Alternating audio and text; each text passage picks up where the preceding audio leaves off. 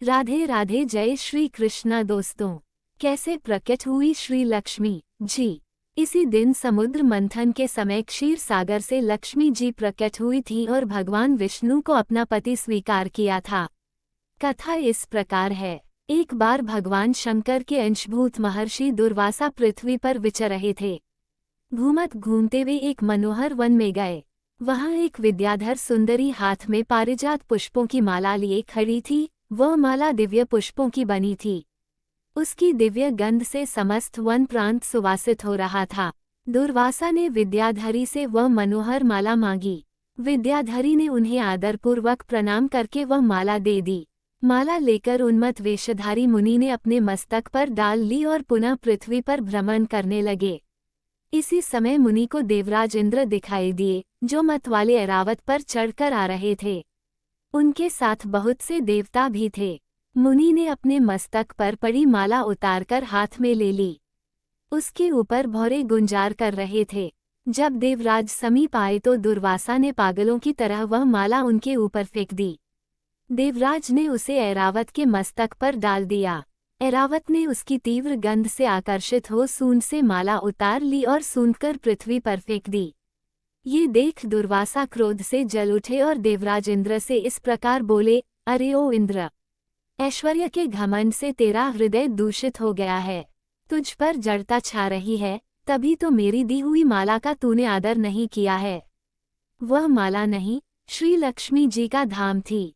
माला लेकर तूने प्रणाम तक नहीं किया, इसलिए तेरे अधिकार में स्थित तीनों लोकों की लक्ष्मी शीघ्र ही अदृश्य हो जाएगी। ये शाप सुनकर देवराज इंद्र घबरा गए और तुरंत ही ऐरावत से उतरकर मुनि के चरणों में पड़ गए। उन्होंने दुर्वासा को प्रसन्न करने की लाख चेष्टाएं की, किंतु महर्षि टस से मज न हुए। उल्टे इंद्र को फटकार कर वहां से चल दिए। इंद्र भी ऐरावत पर सवार हो अमरावती को लौट गए। तब से तीनों लोकों की लक्ष्मी नष्ट हो गई। इस प्रकार त्रिलोकी के श्रीहीन एवं सत्वरहित हो जाने पर दानवों ने देवताओं पर चढ़ाई कर दी। देवताओं में अब उत्साह कहाँ रह गया था। सबने हार मान ली। फिर सभी देवता ब्रह्माजी की शरण में गए। ब्रह्माजी ने उन्हें भगवान विष्णु की शरण में जाने की सलाह दी तथा सबके साथ वे स्वयं भी क्षीरसागर के उत्तर तट पर गए। वहां पहुंचकर ब्रह्मा आदि देवताओं ने बड़ी भक्ति से भगवान विष्णु का स्तवन किया। भगवान प्रसन्न होकर देवताओं के सम्मुख प्रकट हुए। उनका अनुपम तेजस्वी मंगलमय विग्रह देखकर देवताओं ने पुनः स्तवन किया। तत्पश्चात भगवान ने उन्हें क्षीरसागर को मथने की सलाह दी और कहा, इससे अमृत प्रकट होगा। उसके पान करने से तुम सब लोग अजर अमर हो जाओगे, किंतु ये कार्य है बहुत दुष्कर, अतः तुम्हें दैत्यों को भी अपना साथी बना लेना चाहिए। मैं तो तुम्हारी सहायता करूंगा ही। भगवान की आज्ञा पाकर देवगण दैत्यों से संधि करके अमृत प्राप्ति के लिए प्रयास करने लगे। वे भांति भांति की औषधियां लाए और उन्हें क्षीरसागर में छोड़ दिया। फिर मंद्राचल पर्वत को मथानी और वासुकी नागराज को नीति रस्सी बनाकर बड़े वेग से समुद्र मंथन का कार्य आरंभ किया। भगवान ने वासुकी की पूंछ की ओर देवताओं को और मुख की ओर दैत्यों को लगाया। मंथन करते समय वासुकी की निःश्वासाग्नि से झुलसकर सभी दैत्य निस्तेज हो गए और उसी निःश्वास वायु से विक्षिप्त होकर बादल वासुकी की पूंछ की ओर बरसते थे, जिससे देवताओं की शक्ति बढ़ती गई। भक्त वत्सल भगवान विष्णु स्वयं कच्छप रूप धारण कर क्षीरसागर में घूमते हुए मंद्राचल के आधार बने हुए थे।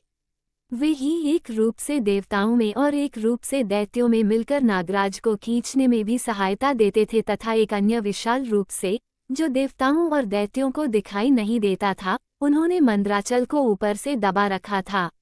इसके साथ ही वे नागराज वासुकी में भी बल का संचार करते थे और देवताओं की भी शक्ति बढ़ा रहे थे।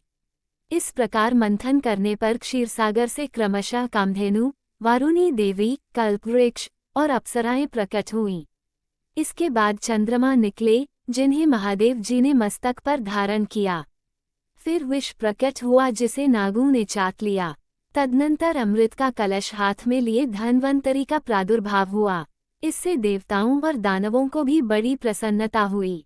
सबके अंत में क्षीर समुद्र से भगवती लक्ष्मी देवी प्रकट हुईं। वे खिले हुए कमल के आसन पर विराजमान थीं। उनके अंगों की दिव्य कांति सबोर प्रकाशित हो रही थी। उनके हाथ में कमल शोभा पा रहा था। उनका दर्शन कर देवता और महर्षिगण प्रसन्न हो गए। उन्होंने वैदिक श्री सूक्त का पाठ करके लक्ष्मी देवी का स्तवन करके दिव्य वस्त्राभूषण अर्पित किए। वे उन दिव्य वस्त्राभूषणों से विभूषित होकर सबके देखते देखते अपने सनातन स्वामी श्री विष्णु भगवान के वक्षस्थल में चली गई। भगवान को लक्ष्मी जी के साथ देखकर देवता प्रसन्न हो गए। दैत्यों को बड़ी निराशा हुई। उन्होंने धन्वंतरी के हाथ से अमृत का कलश छीन लिया, किंतु भगवान ने मोहिनी स्त्री के रूप से उन्हें अपनी माया द्वारा मोहित करके सारा अमृत देवताओं को ही पिला दिया। तदनंतर इंद्र ने बड़ी विनय और भक्ति के साथ श्रीलक्ष्मी जी ने देवताओं को मनोवांछित वरदान दिया। दोस्तों, ये थी आज की कथा। आपको हमारी वीडियो अच्छी लगी हो तो वीडियो को लाइक करें, चैनल को सब्सक्राइब करें, कमेंट में जय श्री राधे कृष्णा लिखना ना भूले। राधे राधे दोस्तों।